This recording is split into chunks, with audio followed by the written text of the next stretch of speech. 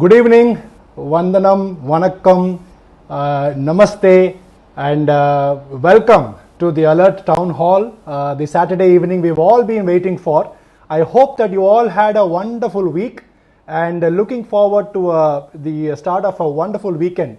In fact, I think these days we are not knowing which is a weekday, which is a weekend, but at the same time, it's all happening for the good. And this Saturday, I always look forward to, and I'm sure all of you are also looking forward to meet our special guest at the Alert Town Hall, rightly taglined, Where Life Matters.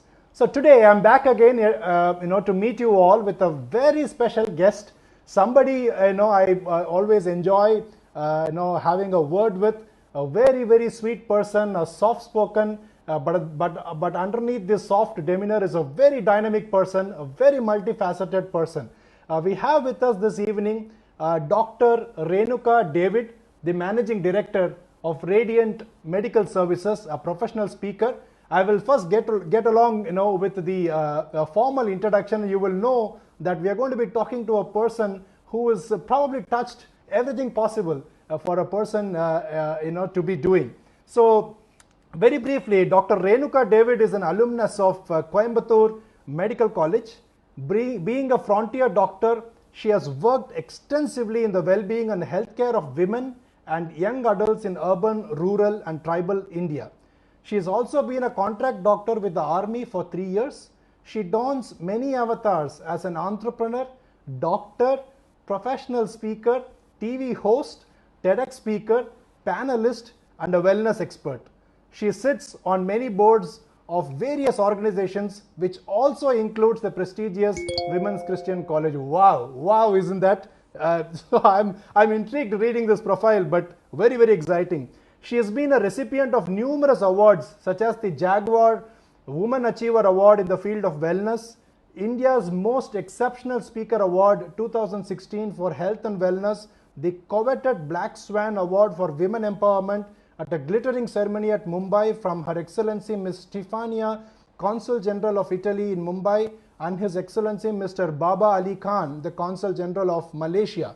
She was also given the degree of Doctor of Humanity on 8th of March 2019 by the American University for Global Peace, USA. And Dr. Renuka David was featured in the 100 Successful Women Entrepreneurs Engaged in MSME, which was released by the Union Minister, Mr. Nitin Gadkari, on 13th March 2020, as recently as just before we all went into this lockdown, in a compendium by FICCI Ladies Organization Flow. And she also hosts an inspirational talk show in Good News Television on her own YouTube channel, showcasing stories of extraordinarily courageous individuals who have risen to become role models in their communities. I can go on, my dear friends, viewers, volunteers, people who are watching us. This is a very, very illustrious profile, but let me take a pause. We should meet the person. So I'm going to take this opportunity to welcome Dr. Renuka David to share. Thank you so much, Dr. Renuka. It's such a pleasure to be having you with us in today's town hall, Where Life Matters. Thank you, Rajesh, for this lovely introduction. I am truly very honored and very, very pleased to be here addressing you and being this awesome platform. Thank you for having me over. Thank you so much, Dr. Renuka. I mean, I'm sort of already, waiting for my breath as I read through your profile. That's the kind of multifacetedness I see, in the kind of things that you have done in your entire life. Makes me think that probably, so much of multifacetedness could have been, possible because you probably started off early. So my first question to you is, I also read that in your school days as a kid, you were a daughter of a Fauji and you had to literally change 10 schools, in your entire schooling period. And, did this multifaceted personality start off right from those school days of yours? Can you take us back in time? Well, Rajesh, you're right. My father was an Air Force officer, and me and my brother, of course with mom, we got to travel all over India, tribal India, rural India, urban India, and we've changed. I think every year we were changing schools. I did my 9th standard in 3 schools. Wow. So it's it's actually been a very, and the beauty of the whole thing is that we never felt as if we were missing out, or it was such a big challenge, because the moment you would go to a new place, you would adapt to yourself, you would just start making friends, your teacher would recognize you as a student, you're making friends among not only your peers but your neighbors. It was time for dad to get his postings, and it was pretty a nomadic life, and traveling across, meeting new people, learning new culture, learning new languages, and in some way imbibing a lot of culture of the place that we stayed in, whether it was Jodhpur, that's Rajasthan, or Chandigarh, that's Punjab, or Delhi, or Bangalore. And it kind of made us very versatile and could make us very adaptive to any new situation. And the best thing is we never felt it was a big deal. We just felt it was pretty okay to kind of pack and move after 2 to 3 years. And for that, we, I think, did pretty well in studies, not I mean, didn't miss out on that. And it was a very nomadic life. But having said this, Rajesh, it kind of taught me, you're right, to look at things very differently now when I retrospect and look back. Because one thing was very clear as I was growing up was that I would always want to practice who I would want to be. And my mother told me very early in life that I had always wanted to be a doctor. Probably when I saw the Fauji doctors, in their OG saris, and, whenever we felt sick, going to the hospitals and them, it looked glamorous, it looked lovely. And I really wanted to be a Fauji wearing that OG uniform. And so I think pretty early in life, I realized that I knew what I wanted to become. And I think I kind of practiced who I was going to be, So this is a vision I think I set myself very early in life, and did everything I could to kind of, reach there. So it was the multifaceted upbringing actually led me into a good place, in the sense of self-esteem. I knew exactly what it meant. That is to know what I was as a person, how I treated myself as a person, how good I was, how worthy I was. No matter what kind of setbacks life threw at me, it kind of built me to have some level of self-confidence. Also, we were all in the same, social status, all the officers' families, all the children. We grew up. So there was nothing like, having any kind of social distance, social, class distinguishment, that this is like this, or we're supposed to. It was just pretty cool. All of us grew up together. We had a very common background. And so in my place, there was just no heart of any space or any place for any kind of doubt. And Rajesh, the best part is it kind of made me move out of my comfort zone so often. Can you believe that when we were posted in Chandigarh, that's when I went to class 6, and suddenly Sanskrit was my third language and Hindi was my second language, and so social studies was, the medium was Hindi. And being from a Tamilian family where we spoke either English or Tamil at home, and suddenly I had to study social studies in Hindi, Sanskrit my third language. And I remember getting like 2 out of 20 in Sanskrit initially, 4 out of 20, and I was so demoralized, because pretty much a good student, always standing among the first 3, being a national level basketball player, and suddenly in Sanskrit you're getting 2 out of 20, 4 out of 20. I remember going through that not depressive, but that phase where I said, I have to do something about this. This is not me. So I did go into that phase of sulking and being very upset and telling mom, I'm not going to continue my studies and all that. But then, yeah, so very early in life, I realized how it was to face a challenge, how to overcome challenge, and to kind of prioritize myself that, okay, this is something that is there, it's going to happen. And what I did, for example, in my Sanskrit class, I just told mom, I need a teacher, I need a tutor. That tutor has to sit with me, I have to get better marks, I have to at least pass in Sanskrit, otherwise I'm not going to continue in the school. So it was a 47 sector Kendriya Vidyalaya, which I studied. And towards the end, I managed to get that 18 out of 20. So I was very happy about prioritizing myself in the space of what I needed. And also we learned to be very supportive to each other, because generally one feels that one person's failure should be your success, So that was taught very early in life that wasn't the case. It was just that we were very supportive to each other. We empowered ourselves with good education, and we believed in the power of hope and to believe in your ability. So yes, growing up in 10 different schools during my childhood was a big help to kind of, I think, mold me into what I am today.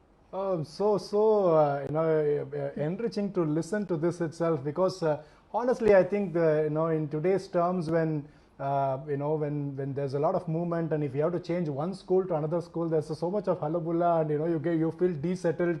Probably parents who are listening to us right now, children who are listening to us right now, you have one person here whom you can see and learn that 10 different schools, and look at how Dr. Renuka has completely taken it into the stride, and today the personality that she is seems to have found a seed in those days, in wherever life took her at that point in time. And even as you speak through your childhood as a daughter of a Fauji, Dr. Renuka, I mean, it's like 1 plus 1, and you got married also to a Fauji, or a wife of a Fauji, and I'm just excited to listen. One half of whatever you spoke now through your childhood that took you places, and as a member of a family of an officer, an army officer, right? So I'm sure when you got married into again to a Fauji, how did that sort of shape you even better as a person? That was in the Air Force, Rajesh. Okay. So he was he was in the Air Force. So actually, it's pretty interesting today when I read of gender equality, or I read of Beti Bachao and stuff like that. I'm amazed at the way my upbringing has been, because throughout my childhood, never been treated differently than my brother. I mean, the opportunities were equal. Never ever felt that I'm a girl and my brother's getting special preference. Never. I mean, it's only now when people are talking about it, I say, I think I was really, really blessed, because we were given equal opportunities.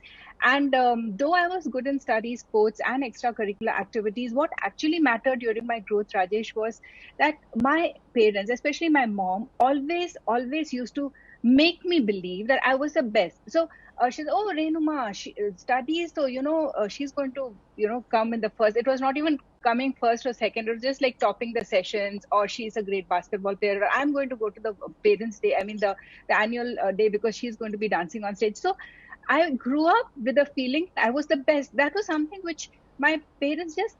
I mean, I would look at them and I would feel that I'm the best. There's no one else better than me. So it was an amazing childhood, amazing kind of credibility which my parents, and when I became a parent, I realized how important that was, because I always took it for granted, and I believed it when they said that there was no one better than Renuma, she's so good. So I kind of really believed that, and I realized that maybe that was one of the great lessons as a parent that my parents taught me, is how to bring up your child in terms of positive encouragement. And this was something really, really fascinating. And throughout school, Rajesh, simple things which today hold great value, where the routine which was said to me as a child was, get back, if you're going out for playing before the street lights are on, get back home. Or you're going to go to school next tomorrow, so polish your shoes, iron your uniform, make your bed. And these were simple things which I think have really, today when I look back, I think they have been tools of a great foundation. Taught us to think out of the box, taught us to adapt, taught us to not give in to fear. And it has been always to not make a great deal of anything, whether success or failure. We just took it alike. After childhood, once I got married to my husband, in fact, I had just finished a college, a medical college. I hadn't even done my internship, barely out of my college. I got married to then Captain David Devasahayam, and he was an infantry officer, and his postings involved to remote places of India. He was from the Gorkhas, the 228 Gorkha Rifles. And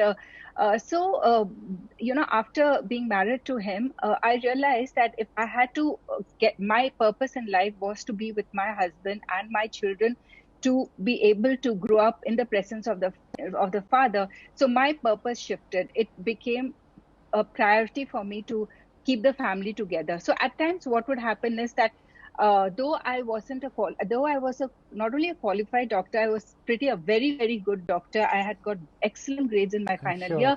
I wasn't able to practice all the time because there were postings like Chakrata, there were postings of places where as a doctor, I could not give in my best professionally.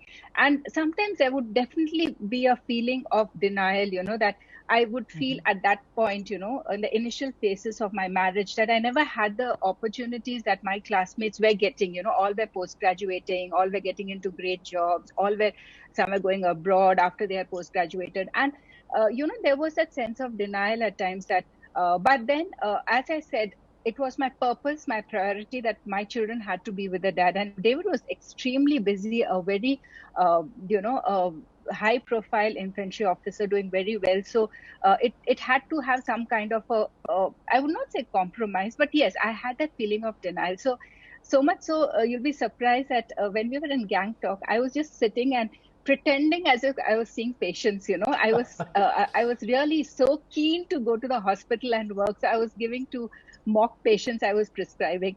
And my husband was posted in the Nathula, frontier region in Nathula, which is just with the India and Chinese across the Sikkim border. And he went to the chief minister of Sikkim and he said, "Sir, I'm going to the forward area. My wife is in Gangtok. You have to give her a job in the STNM hospital." And he was such a great man. He agreed. And I remember getting this job as a contract doctor with the Sikkim government with a 1.5-year-old baby home and no help at all. And that kind of taught me what work-life balance was, because it was a full-time job. I was doing night duties. I was doing this thing. I was learning the language, the Gorkhali language. I was really, really busy as it was a government hospital. And I was taking care of my 1-year-old son at home with no help. I mean, my parents were not with me, and it was just the Sahayak, which the army allows for your husband, and he would, either be here or with my husband. So that taught me work-life balance and taught me a lot. When those years of professional life, I think really did good to me. This was not textbook knowledge. This was basic field knowledge.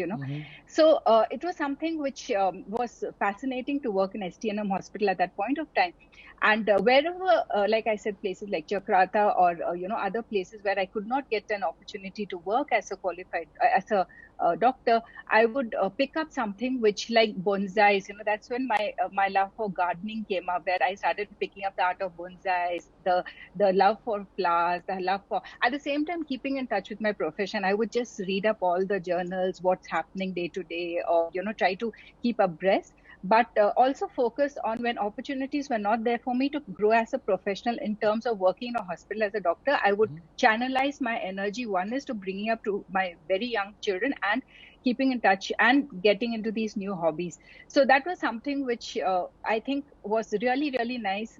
As you asked me that how come you become so multifaceted, because I didn't only focus on to becoming a great doctor. It was so many other things that life forced me to do. So that was something. So it was, kind of self-learning also, because there was this, my husband was posted in a place called Jamnagar in Gujarat, where he was a brigade major, very important post. And I had just given birth to my daughter. And I remember the brigade major's, the brigade commander's wife, Brigadier Baljit's wife, she had to, have this huge event for the armed force officers' wives. And there were so many ladies who could actually organize it. She just singled me out and she said, "Renu, you've got to organize this entire thing yourself. I'll give you help, but you've got to do it." And Rajesh, at that point of time, I didn't even know that whether I would be capable of doing such a thing. It was a huge responsibility. I had a little child at home. David was extremely busy in his career, but I told her, I don't think I can do this. But she actually she pushed me out of my comfort zone. She said that I've got confidence. I've seen you. It's okay, you've got a 2-month baby at home, but I think you can do it. And Rajesh, the way she challenged me, I took it up and prepared for about 2 months. It was a difficult task, but at the end of it, when the event happened and when it was beautifully conducted, that was something which I learned about myself, that how important it was, not for myself, but for someone else like Mrs. Balji, to literally push me out of my comfort zone to learn something about myself, to break a new glass ceiling.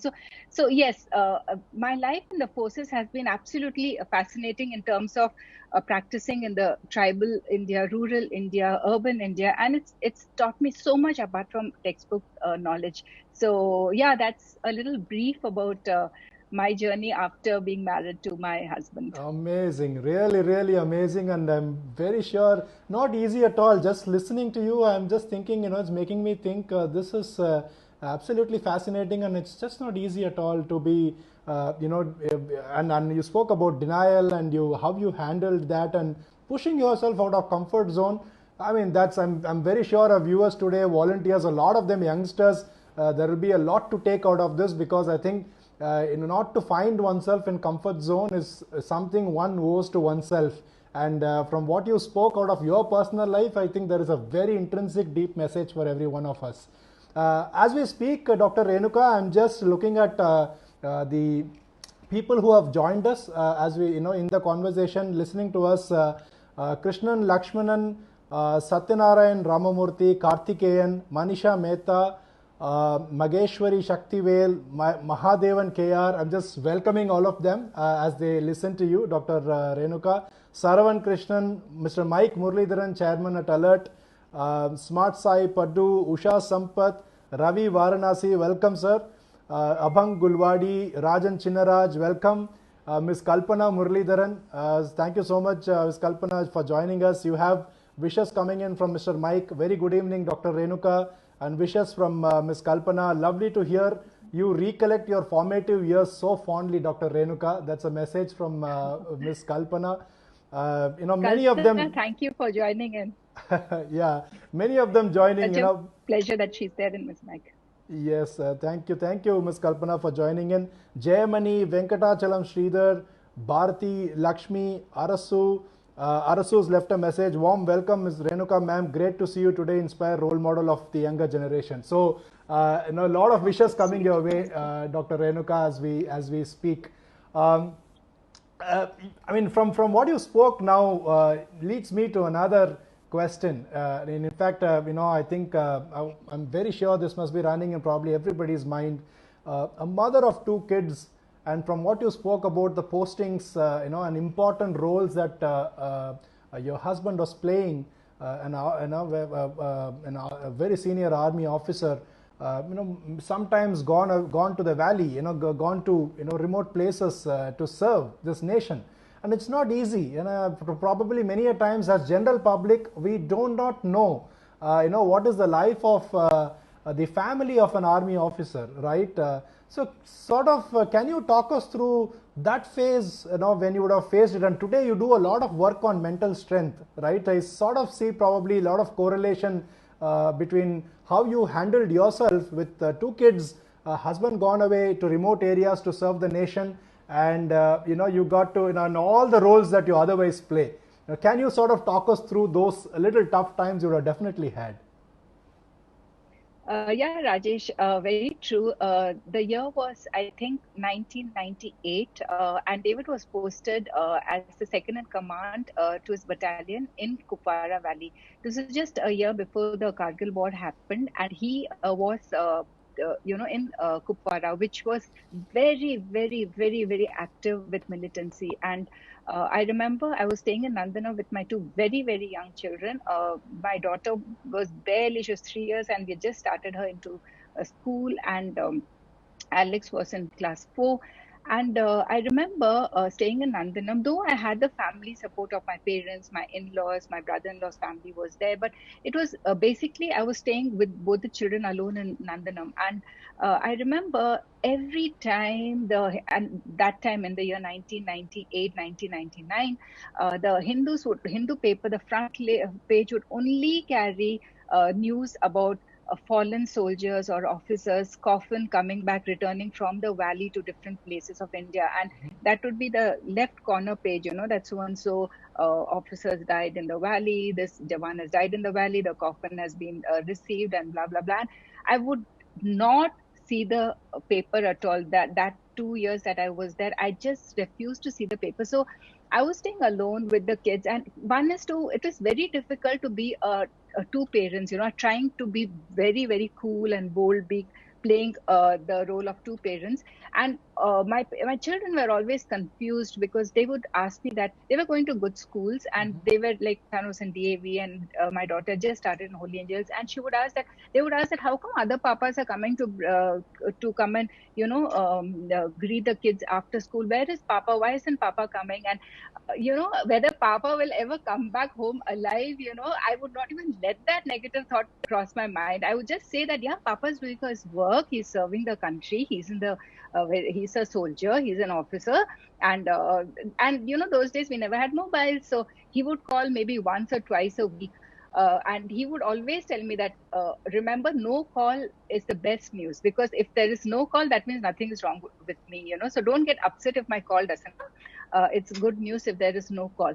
And so what I remember, instead of falling prey to anxiety or, how is my husband, how is he coping? It was just to say that, fine, this is how it is. I can't change the situation. Now both my kids are looking up to me, and I had to, at times, though my heart was fearful and I was really overcome by so much of anxiety, I would kind of park that aside. I would just put a very brave front in front of the kids, and we created a very, very built a strong structure and routine in our lives. It was very simple: going to school, coming back, sitting with the homework, taking them to the park, coming back again, sitting with studies, seeing a little bit of television, bedtime stories, putting them to sleep again in the morning.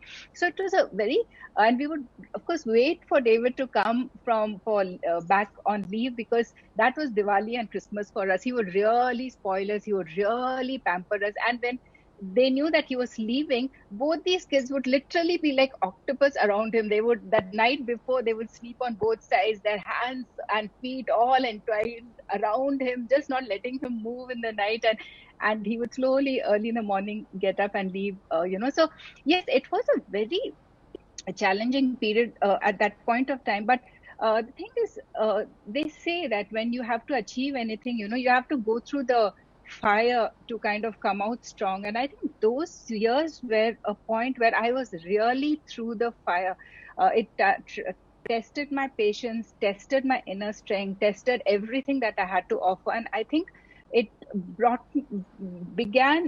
I began to evolve as a very strong person inside, because the inner resilience which grew inside me, the inner belief, the immense faith in God that my husband will definitely come back alive to me, the strength that I derived by having the power of hope that nothing wrong is going to happen. My kids are going to be okay. We are all going to be okay. This will also pass. And giving the best to my children, because I never let my children feel that one parent wasn't there. So always try to do whatever I could do in my capacity to kind of fulfill the absence of my husband in that particular period. So yes, it was challenging, but it was a learning experience. And I think the kids all today, they remember those days and they say, yeah, we remember mom and how she was so strict with us and stuff like that. Because when David's around, it's like I said, we always are having a great time. So it was, and I remember once that there was this radio competition or radio show, and I just was tuned in. I kind of dialed and I got through them, and they said, hello, what are you doing? I said, my husband is in the valley and I want to dedicate a song to him. And then they just started talking to me and they wanted to know more about him. Oh, he's in the valley, blah, blah, blah. Then I dedicated a song for him. And it was a different experience, Rajesh. But as I said, it made me a very strong person. And I'm happy that I went through that 2 years. Because nothing worse I can see, after seeing those days. So I'm happy that I went through those days, honestly, because it kind of brought in a lot of inner resilience into my personality. So nice, so nice. Dear viewers, I think if you just we're just going to sort of fast forward Dr. Renuka's life to what she's doing today, and the amount of work she's doing today in the space of well-being and wellness and mental strength and all of that. It all stems from the personal experiences and the grit and the things that she has picked up, the situations that she has faced. We're going to talk about all of that soon under the topic, rightly we have called this All Is Well. We have seen that wonderful movie where it's all is well, right? All is well. All is well. So viewers, please, we're going to get into segments where we're going to talk about wellness as well. So Please, pour in your questions if you have any, and do share this as we speak through this, because the rest of the topics we're going to speak is also going to be of use to somebody somewhere. Okay, so I'm going to strongly urge you to do that as you are tuned into this conversation today. Dr. Renuka, coming back to your core profession of being a doctor, you have been a very strong advocate of preventive healthcare as against curative healthcare. On one side, and you just spoke about the kind of travels you have had across the country, sometimes in totally tribal areas and nook and corner, and sometimes urban, sometimes rural, so on and so forth. Sort of, did that leave, in your own practice as a doctor, how much of all that left an impact, and why so much emphasis on, why such a particular emphasis on preventive healthcare rather than more than the curative healthcare? Rajesh, from being a frontier doctor in the army, where I served for 3 years with Assam Rifle as a contract doctor, treating soldiers, treating families of officers, soldiers, and children, and treating tribal women in places like Khonsa, which is in Arunachal Pradesh, or Pegong, which is in Sikkim, and I think. I picked up a diploma which allowed me to practice gynecology. So I was a gynecologist till early 2000, and a personal experience of losing some weight actually got me, propelled into this world of wellness, which I never knew existed till then, because I was a busy doctor and I was practicing being a gynecologist, which was my craft. And then it kind of led me into this world where I started reading about preventive healthcare as against curative healthcare. And it was so fascinating that I think that became my purpose, that became my calling. And I started addressing this in various forums, the preventive healthcare as against curative healthcare in colleges, corporate schools, and also the Radiant Wellness Conclave, which we started in 2015, seen 4 amazing conclaves where we have spoken about wellness through its 9 dimensions. So if I can tell you a little bit about what is preventive healthcare. Preventive care is often given as part of a routine physical checkup. So, and diagnostic care is what you receive when you have symptoms or risk factors and your doctor actually wants to diagnose them. Okay. So preventive services consist of those healthcare services that include checkups, personal counseling, and screening to prevent illness, diseases, or any other health-related problems. So health promotion and disease prevention programs can empower individuals to make them healthier and make healthy choices to reduce the risk of disease and disability. So even at times when you feel that why should I go to my healthcare provider? I'm completely okay. What is the requirement for me for healthcare? These visits can actually help you to avoid problems in the future. For example, the only way that you find out that you've got increased BP, of course, now most of us have got BP apparatus at home and we can do it ourselves, or it could be like high blood sugar and high cholesterol you may not even have any symptoms in the early stages. A simple blood test is all that is required to catch these diseases early. So screening for diseases like, as I said, BP or diabetes, or having any future disease risk like high cholesterol, or also not only screening for this, but screening for different types of cancers, especially if you have a genetic predisposition of inheriting a bad gene where maybe your parent or grandparents have had some kind of cancer or some kind of lifestyle diseases. So it is imperative that you have to screen yourself to prevent getting these illnesses. It's not only that, even when I talk of preventive healthcare, it is a whole lot of world where you're talking about vaccination programs. Today, it's not only vaccination of children, but it's vaccination of the adults. There are a lot of vaccinations that have come out to prevent diseases. And also, a lot of us end up taking vitamins, which I think we overload ourselves with vitamin. We are taking zincovate, we are taking bicosule, we are taking omega-3 fatty acid, we are taking, so whether all this is actually good for you, having overdosing yourself with this. So there are a lot of factors which comes when you are screening yourself.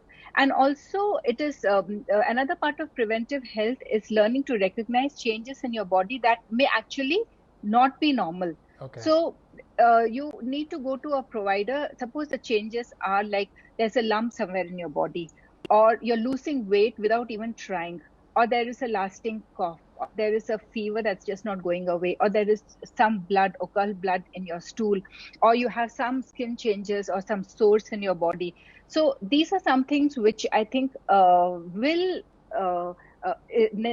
necessitate you must go for your screening and to find out what could be the reasons for this. So that is what Rajesh motivated me to rather wait for a person to fall sick and then get into the curative side of treating that person. It is better to prevent any kind of disease, because that brings down the mortality and morbidity of the individual. And Rajesh, another very important thing is I started thinking of this in early 2000, because this world of wellness was so fascinating, and it involved all these segments of preventive healthcare, advocating healthy lifestyle, screening of diseases, everything.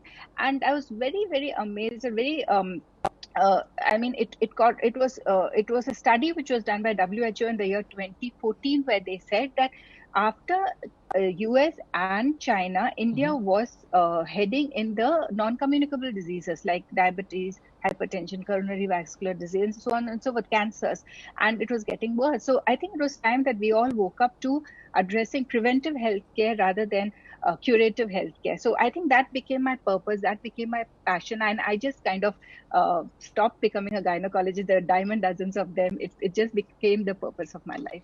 Oh, so nicely said, and I think it's a very significant message for all of us. But many of us, I think in daily life, in daily practice, many of us sort of think twice. Is there a need for me to visit a doctor? Is there a need for me to go have a checkup? And everything about me seems fine and all right. And it's almost like நம்ம தமிழில் சொல்லணும் அப்படின்னா நம்ம வந்து police station வாசலில் மிதிக்க மாட்டோம், hospital வாசலில் மிதிக்க மாட்டோங்கிறது. I think it's not like that. From what Dr. Renuka is so clearly saying, that if you can probably read some of these changes in your own health early, you can probably prevent many things than getting into curative. So insightful that was, Dr. Renuka. I'm going to sort of move the focus on, you mentioned how you got triggered into actually wellness, and you so much so that you even stopped being that there's so many gynecologists out there, but I think wellness is something that is going to be touching more lives in a very positive way. So if I can ask, for the benefit of our viewers, when you say wellness, is it like specifically these days, with all these lockdowns happening, people stuck at home, and in a way which has added a lot of convenience, and work from home happening, the industry facing mental issues because of that. Overall, I think wellness in a way has got kind of challenged. And what was sort of bucketable as depression over a period of time is something which is people are experiencing that today in smaller measures. So what is your sort of take and message when you say wellness? Is it body, is it mind, is it soul, or is there a kind of a magic potion, or is there a right ratio that one needs to be looking into? It's this much percentage of your physical, your mental, and your all the other wellness. So I think that's going to be very useful to our viewers, if you could throw some light on that, Dr. Renuka. So thank you, Rajesh. There are a lot of questions actually in this simple paragraph. So okay. I think I'm going to address everything in a very, let's start with wellness of the body, wellness of the mind, wellness of the soul. Wellness actually is a choice of lifestyle marked by a balance of mind, body, and soul. It's as simple as that. Physical wellness, when you think it involves aspect of health directly relating to your body. It could be in the kind of food that you're taking, or in the exercise that you're doing. It involves your energy, which is should be enough for your day-to-day activity, and of course a positive and negative energy balance. You need to lose or gain weight, and whatever your goals are for your body wellness, your physical wellness. Social wellness involves interacting with people and the environment, and having a satisfying relationship. So it is like having a relationship with your friends, with your family, with your surroundings, and emotional wellness plays a huge role in the social wellness. It means you're open to learning new things, accepting new ideas, and there is a huge part of emotional wellness when it comes to dealing with social wellness. And of course, spiritual wellness involves your relationship in the love of God, your creator. And I really like something which Oprah Winfrey says. She says something greater than you is in charge of your destiny, a force so profound that it literally carries you and brings a spiritual direction in your life. So I think a healthy balance of a physical, mental, and physical, social, and spiritual balance is the essence of the wheel, which will make you, go well, because it's like the spokes of the wheel, where you need your physical wellness and your spiritual wellness and your social wellness to be equi-length to have a great balanced wheel. But having said that, Rajesh, I would like to focus more onto mental wellness right now, because I've been doing a couple of online courses from the Harvard Medical School, and Harvard Medical School clearly says that the second wave of pandemic that's going to hit us after COVID is depression. Depression is the biggest manifestation of mental illness. I'm going to just throw in some statistics to tell you why is it so important, and today why am I so focused on addressing this? Because one, there is a tremendous requirement to create awareness about mental health, because mental health affects all of us. The stigma to visit a mental health care professional has to be removed. It's really, really high time that we remove the stigma, and it's treated as any other physical illness, like a ear pain or a tooth pain or a fever or whatever. I'm going to throw in some scary statistics, because India has the highest number of suicides in the world, according to the Global Burden of Disease estimate. We have nearly 235,000 of suicides happening every year. And majority of these suicides are happening in a population below the age of 44 years, generally between 14 and 29 years old. According to the National Health Survey, 1 in 20 people undergo depression at least once in their lifetime. So we are talking like a 45 million people suffering from depression. And in a population, the youth of 100,000 youth, there are at least 20 to 30 among population 100,000 committing suicide every year. And as against the number one cause of mortality, which used to be cancer and road traffic accident maybe a couple of decades back, today suicide is the number one cause of mortality in India.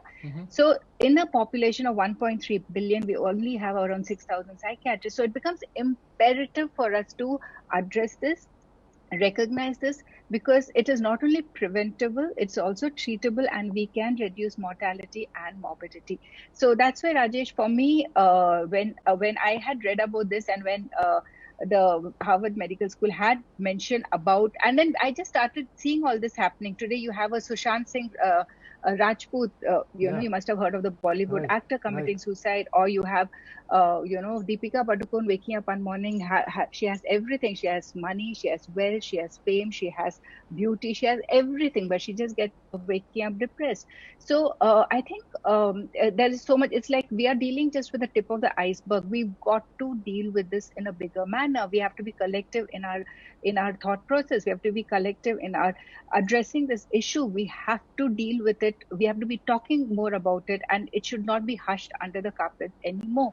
So I think to answer your question of when you said about how is it that how do you acknowledge mental health, I think we have to deal with this, Rajesh, and we have to know what are the causes of it, how do we go about it, and we have to address this. So this is of utmost importance in the space of wellness. And I would definitely put this in another, like you mentioned about physical, social, and spiritual. And I would also add an emotional wellness, which is today to deal with mental depression.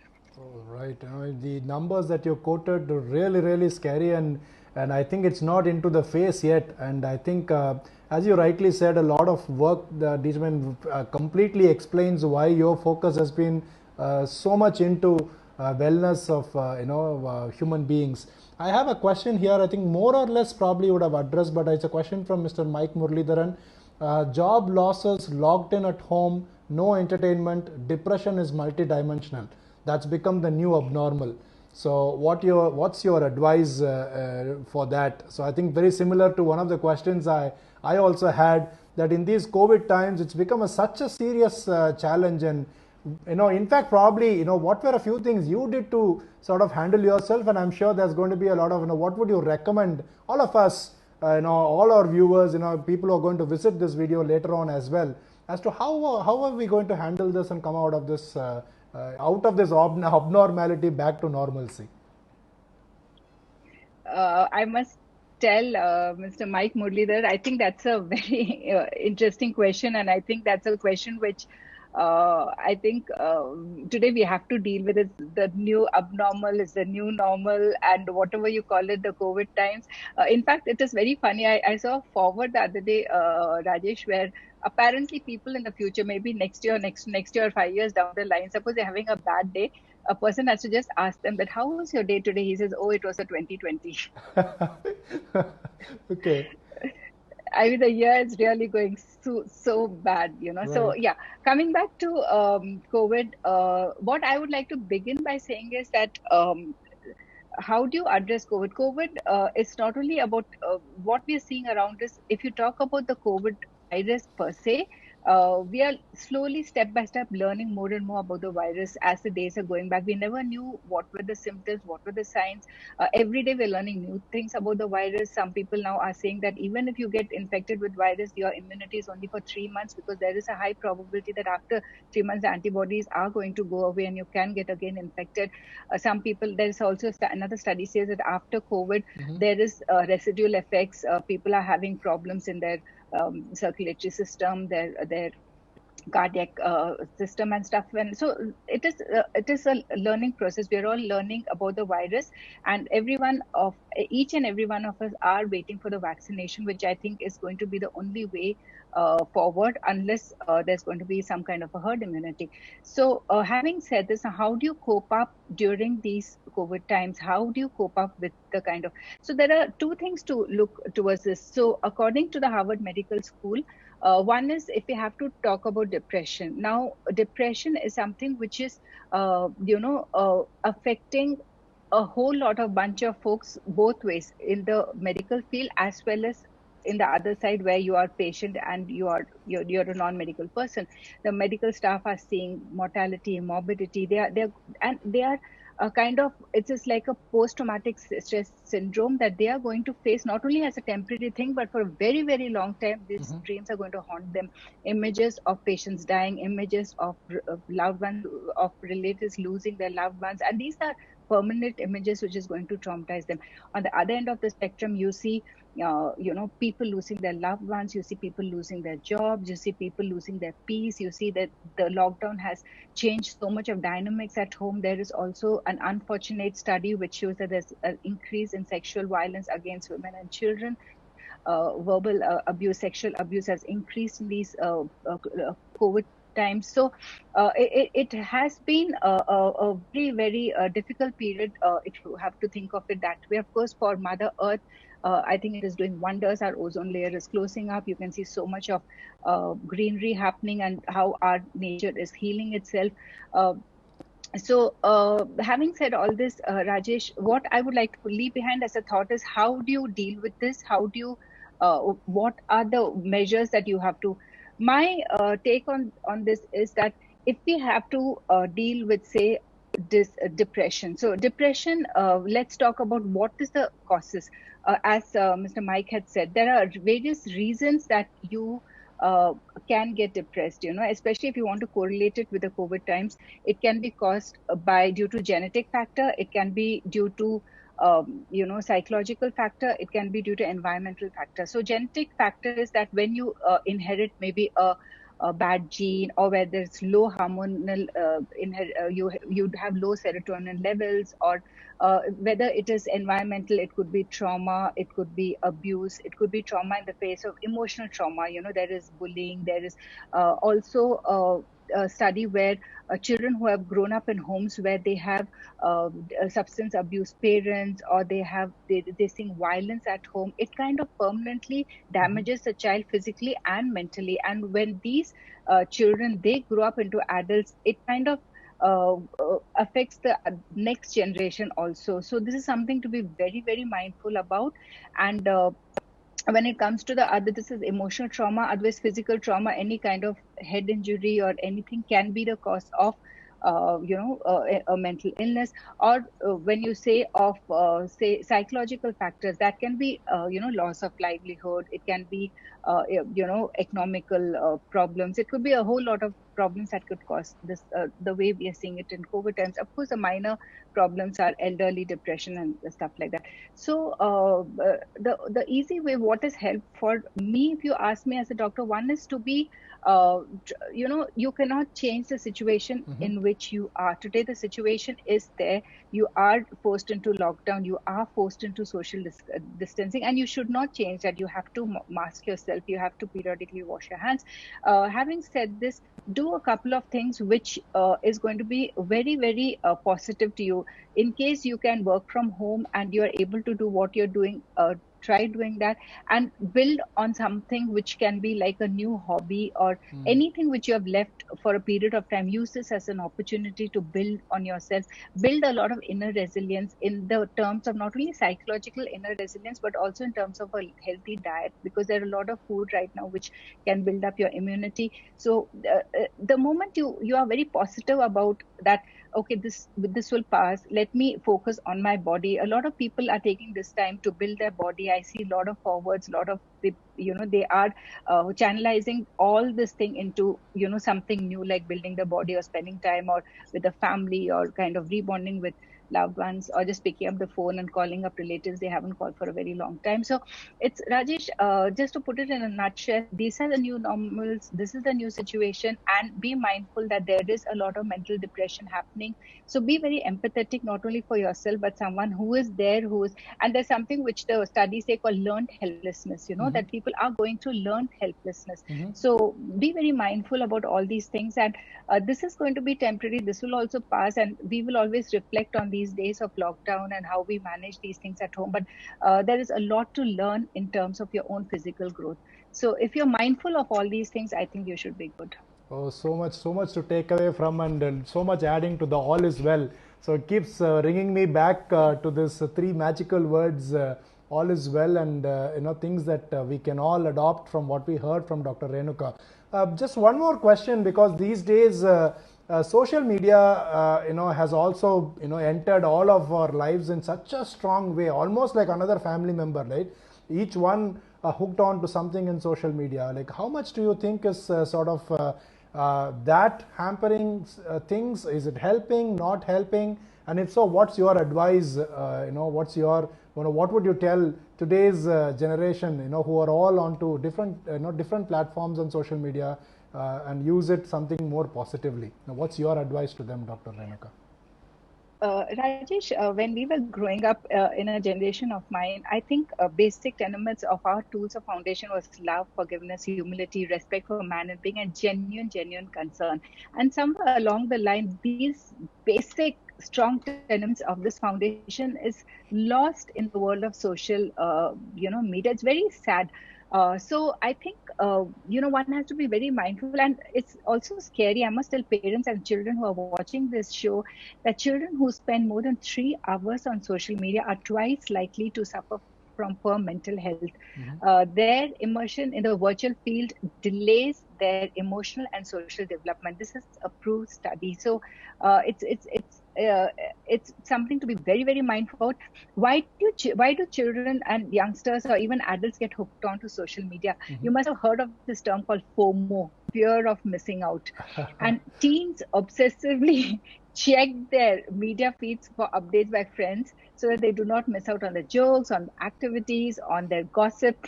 So, and FOMO, Rajesh, is one of the leading causes to depression and anxiety. And another thing about social media is there's a lot of narcissist obsession for posting selfies and posting about, you're in this and this place. And, so there is also an increase in narcissism among the youngsters, self-esteem, a false feeling of that these people have got high self-esteem, wherein in essence these people are busy building up their self-esteem by putting down another person, which I think is unfortunate, but it is a big fallback of social media. Another thing I've seen is something called Facebook depression. After spending too much time on social media, some of them become anxious and moody as they see lives of their friends are much, much better than theirs, even though they know that this representation is actually idealized. So this is something which is again many people face Facebook depression. And social media also reduces your attention span and concentration a lot. If you have seen Rajesh, young children, it's very difficult to hold their attention because today the options in social media are so much and it's so fast. Within 5 seconds, if you cannot hold their attention, it's gone. You cannot keep it on. You have to be so innovative, so fast, thanks to social media. So, and then of course there's this thing of cyberbullying. There is this thing about cybercrime. There's this offensive, explicit, and violent content which is available on social media, which I think is something to be very mindful about, and parents especially should be very should know that this is what can happen. So I'll just leave a little bit of an acronym of SMILE which I've used to leave this as a thought for parents and teachers, that maybe they can suppose they see this, they could use the acronym. S would be to supervise your children's online activities so that you can teach them to protect themselves from online predators and bullies, but then give them enough freedom, but ensure that you are aware of their online habits. So supervise is my S. M is to motivate them to use their social media platforms constructively to enhance their knowledge and to collaborate with others who have similar interests, especially when they have to do some kind of activity like a project or a presentation. Use it more constructively.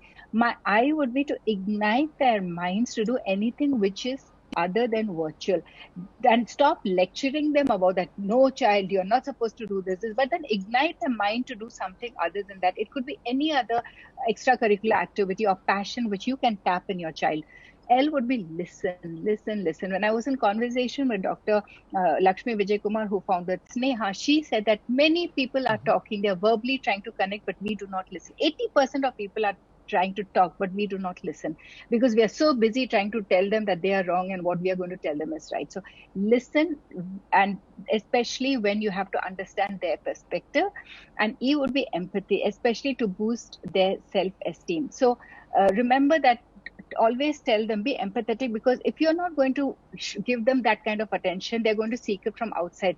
And always it is good to tell them that having 500 friends on Facebook doesn't mean that they are super cool or they are popular. It is something that they have to be told is a very fake kind of popularity. So be empathetic to their needs, because otherwise they're going to go outside for that. I'm going to also say Cecil Mayonda Mondu. She's a broadcast journalist based in Kenya and a specialist in gender digital safety for women.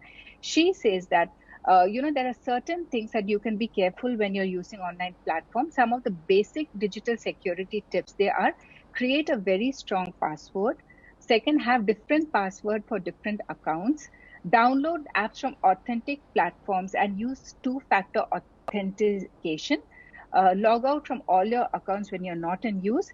Use public Wi-Fi for sharing sensitive information like online bank transfer details, and use antivirus software if possible. Use a virtual private network. So these are, I was just reading about, how do you keep your children and how do you keep yourself, especially from online. And even Instagram has something called Restrict Anti-Bullying Tool that is available for everyone to prevent online bullying. So if you can kind of remember all this and keep in mind, I think to some factor you can control the kind of the online addiction which your children can get into, and you can make them use it very constructively and productively. Very nice. So remember, dear viewers, so beautifully put, SMILE, in a very simple word for all of us to take note of and try and implement that in our daily lives. So Dr. Renuka, as we are sort of getting to a close, I have a quick rapid fire kind of questions for you, just one or two of them. There was a lot you gave us tonight, and I'm sure there's a lot to mull over. It's not just something that there's so much content that has gone in now. That's something we need to go to bed with and mull over and make it part of our lives. In my next segment, I'll finish with this. If Dr. Renuka could insert a chip into the brains and minds of humans of the world that could change the world in one go, okay, it's a chip that you can insert into the minds of humans of the world, and that could change the entire world in one go, what will you load that chip with?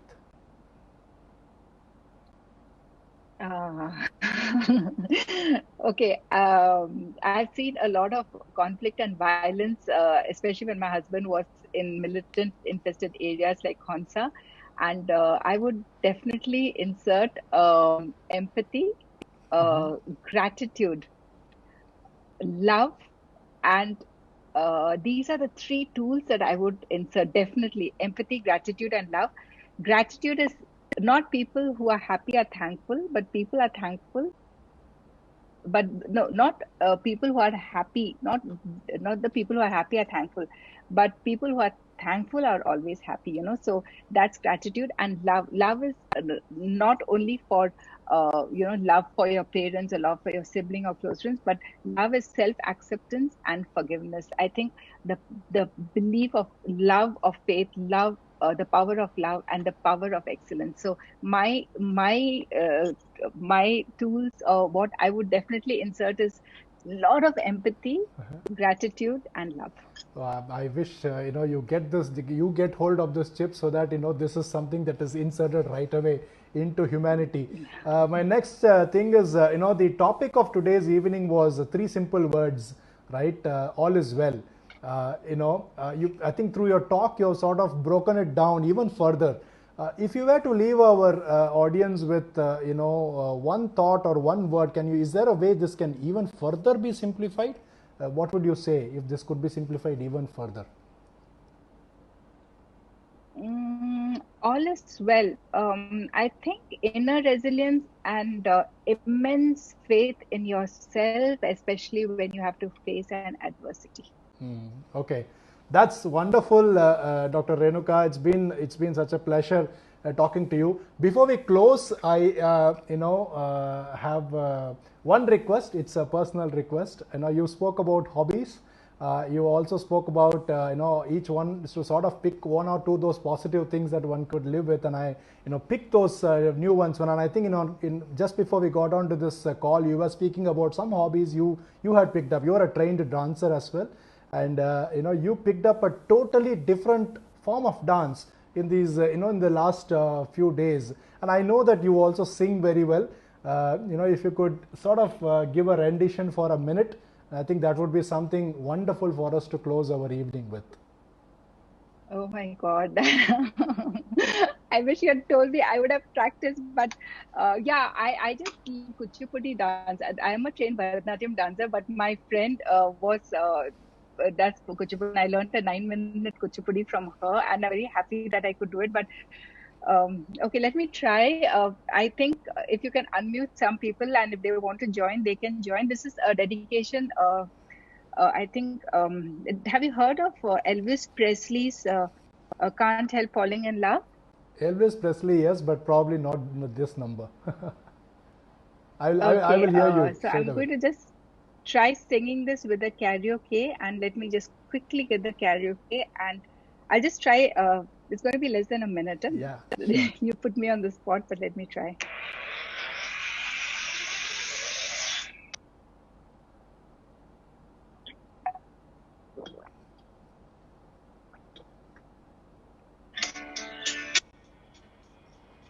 Can you hear?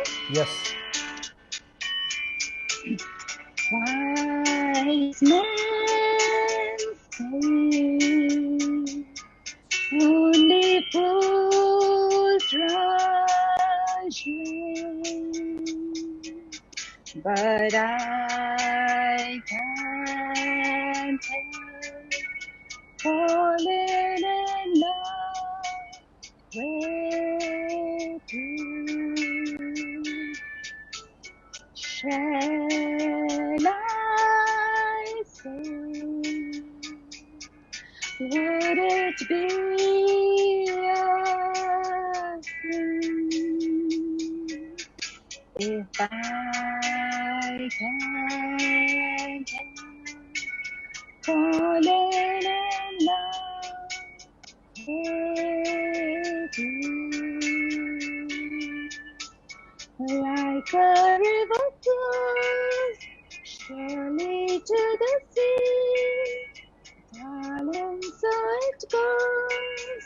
Some things are meant to be. Take my hand, take my heart too. For I can't help falling in love with you.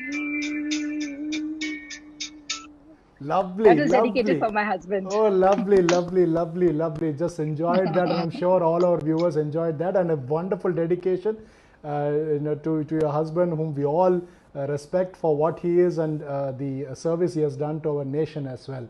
Dr. Renuka, it's been a wonderful evening, and to our volunteers at Alert, you are a medical doctor, and you sort of fully understand the space in which Alert is doing work.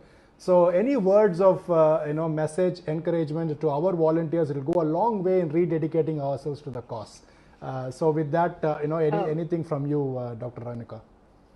Absolutely, Rajesh. I would like to congratulate the entire Alert team, Mr. Mike Muralidharan, and you and your team. I think you're doing an amazing job, because I was told that you started this organization in 2006, and being a doctor, I know how important the golden hour is, how important it is to save lives in the golden hour, and the tremendous work that Alert is doing in not only teaching and empowering people. They are in a journey where every member of a family will be trained to respond to the golden hour to save a person's life. And I think this is such a great the work that you're doing towards humanity in terms of saving lives. I really congratulate you all, Rajesh. This is a very noble thought and an awesome work, and I'm sure you've already managed to save a lot of lives by training and skilling people to act in that very crucial moments of of life. So I really congratulate the entire team, and as you know, I'm very passionate about this, and wherever possible, as a doctor, I'll be delighted to kind of help out in whatever way I can. Thank you so very much. It was, I'm sure these words will go a long way in letting all our volunteers know that the step that they have taken towards saving lives is very significant. It was such a pleasure having you with us, Dr. Renuka. It was a wonderful evening. A lot of thoughts that you shared is something so relevant today, and probably, in fact, I think we might need so many sessions to actually dwell deeper, and there were so many things that you were saying. But probably look forward to more such sessions where we can learn from you. But having given 60 minutes of your precious time, sparing it to leave this positivity around, which is so required in today's times, we cannot be more grateful to you, Dr. Renuka. Thank you so very much for being on our show today. Thank you, Rajesh, for having me. It's been my pleasure. And I also take this opportunity to thank Mr. Mike Muralidharan and Kalpana, a very good friend and close friend, for inviting me over. And it's been an absolute delightful evening to me as well. Thank you, Rajesh. And you were an excellent moderator. Congratulations. Thank you. Thank you so much. Thank you so much, Dr. Renuka. Thank you very much. So dear viewers, volunteers, yet another wonderful evening with a very special guest. You would have made out with so much of refreshing thoughts, enriching, a very challenging life led, and so multifaceted. And also, so much she spoke about wellness and mental well-being, so important in today's times. So we will try and imbibe as much as we can into our daily lives, as we had heard. And until we see you the next time around at Alert Town Hall, where life matters, stay safe, stay home, and have a great weekend, and we will meet soon again. Vanakkam, good evening, and namaste. Have a wonderful night. Thank you so very much.